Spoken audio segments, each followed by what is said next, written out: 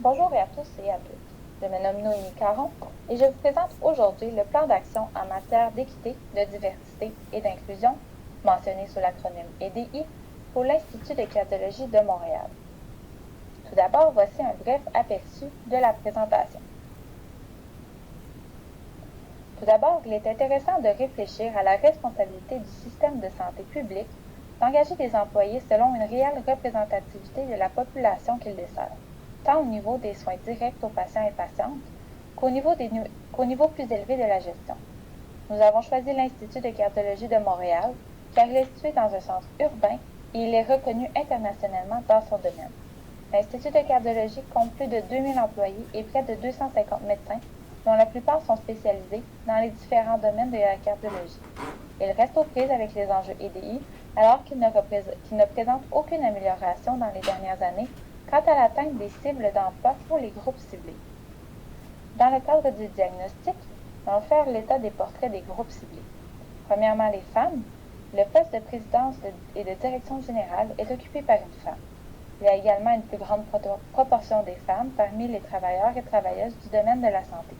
Malgré ces faits, le plafond de verre est bien présent alors que les femmes se retrouvent en minorité, soit environ 35 parmi les présidents et présidentes de comités du conseil d'administration et parmi les postes de direction au sein de l'Institut.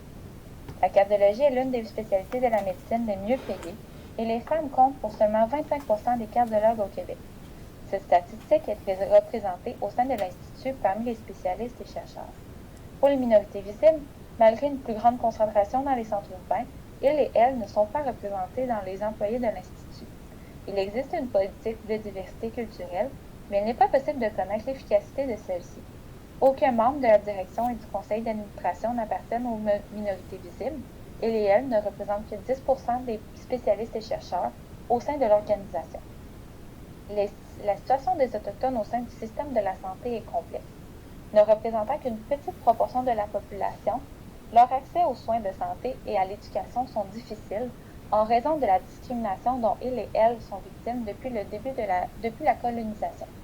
Il y aurait 0,2 de médecins autochtones au Canada. Une première chirurgienne cardiaque Innu a été diplômée en 2019. Il est donc possible d'affirmer qu'il existe très peu de médecins spécialistes autochtones parmi les rangs de l'Institut de cardiologie de Montréal. En lien avec la diversité fondée sur l'âge, la discrimination en emploi est bien présente pour les travailleurs et travailleuses en début et en fin de carrière. La population vieillissante augmente la demande en soins de santé, mais augmente également le bassin de travailleurs et travailleuses plus âgés. La moyenne d'âge des médecins spécialistes est de 50 ans. Plusieurs stéréotypes persistent envers les personnes plus âgées, dont celui sur la productivité, alors que le manque de reconnaissance et de valorisation a beaucoup plus d'impact sur le rendement au travail. Il ne faut pas omettre la discrimination à l'embauche dont sont victimes également certains jeunes médecins, particulièrement les femmes.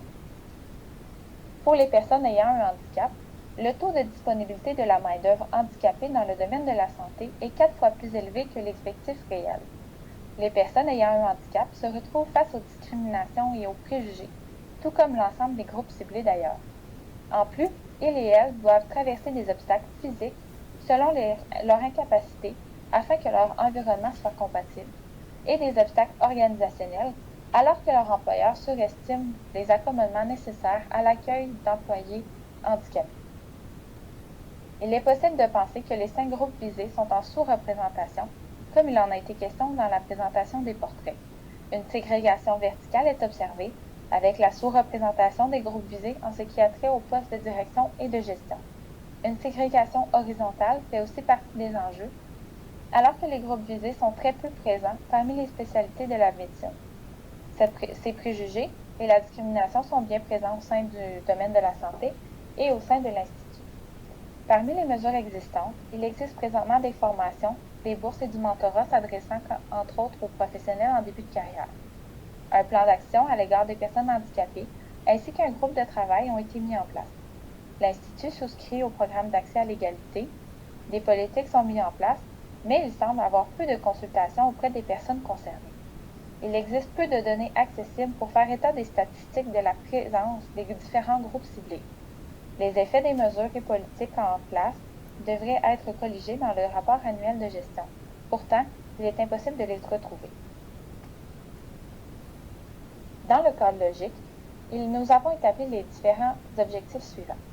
La prise en charge des enjeux EDI, la mise en place de mesures pour favoriser le recrutement et le support d'employés vivant avec un handicap, la mise en place de mesures pour favoriser le recrutement et le support d'employés appartenant au groupe des femmes, des minorités visibles et des autochtones, et de promouvoir publiquement les valeurs EDI à travers l'organisation. Dans un premier temps, la prise en charge des enjeux EDI se fera avec la création d'un poste dans la haute direction pour un ou une responsable EDI, la création d'un comité responsable des enjeux et la récolte régulière des informations sur l'expérience vécue par les différentes parties prenantes concernées. Et finalement, l'encouragement des employés à devenir des agents et agentes de changement. Voici l'organigramme avec les nouveaux postes créés en lien avec les enjeux EDI. Dans un deuxième temps, la mise en place de mesures pour favoriser le recrutement et le support d'employés vivant avec un handicap permettra l'accessibilité au travail et l'adaptabilité des locaux dans le but de leur permettre d'exercer leurs fonctions dans des conditions semblables à celles d'une personne sans handicap.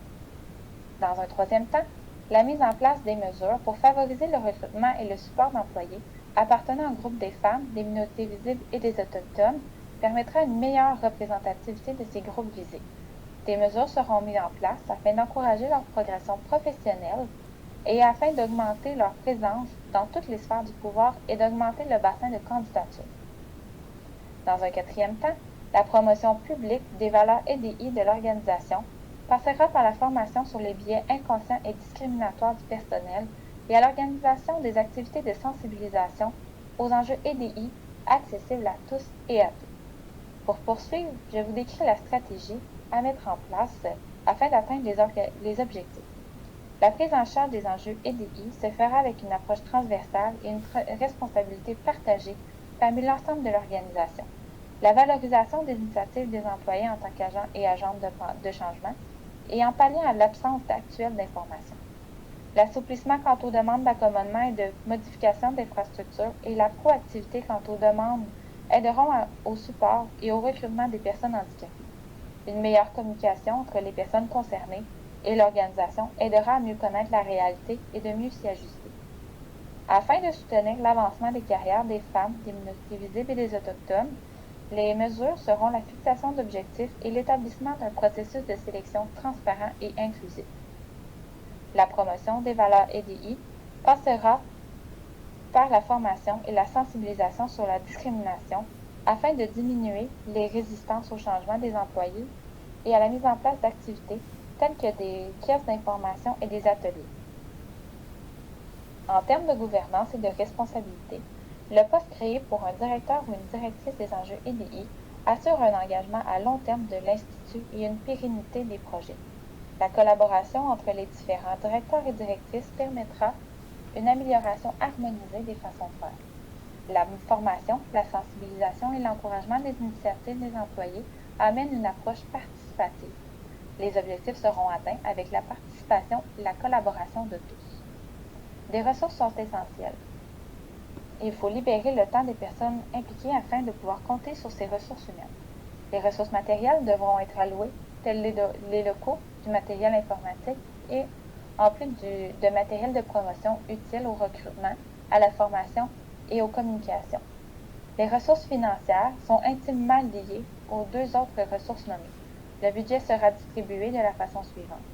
Il s'élèvera à un montant annuel de 135 000 $, ce qui correspond à 0,05 % du budget total de l'Institut de cardiologie, qui s'élève à un montant annuel de 229 millions de $. En conclusion, l'Institut de cardiologie de Montréal est une organisation qui n'est pas exemplaire en matière d'équité, de diversité et d'inclusion.